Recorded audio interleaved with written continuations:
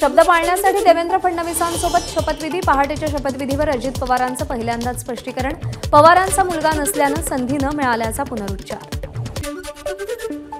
नाती तोडायला ताकद लागत नाही, नाती जोडायला ताकद लागते। मंत्रिपद महत्त्वाचं की निष्ठा महत्त्वाची?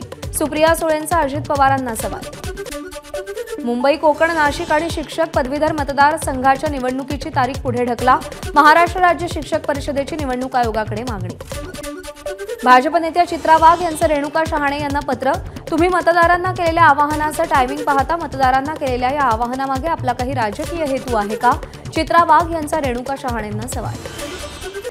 राज्यात उष्माघाताच्या रुग्णसंख्येत वाढ। मार्चपासून आतापर्यंत 202 उष्माघाताच्या रुग्णांची नोंद।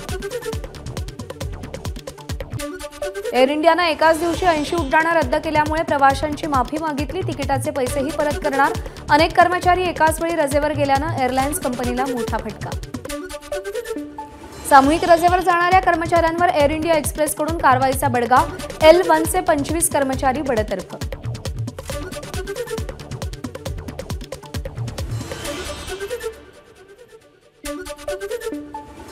आणि यानंतर विदर्भातल्या घडामोडींवर एक नजर टाकूया।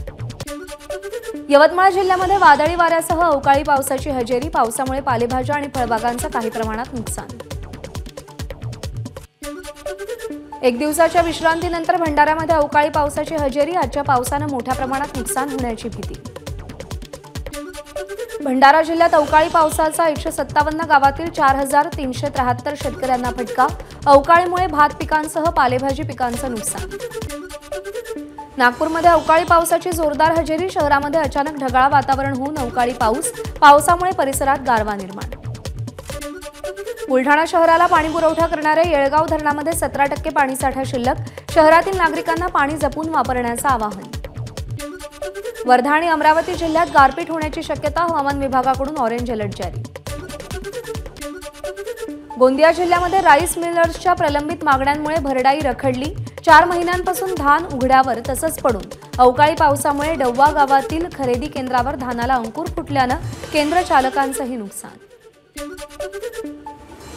वाशिममध्ये संत्रा पिकाला भाव मिळत नसल्यामुळे शेतकरी आर्थिक संकटात। शेतकऱ्यांना 4 एकरवरच्या 600 संत्र्यावरच्या झाडांना जमीनदोस्त केलंय।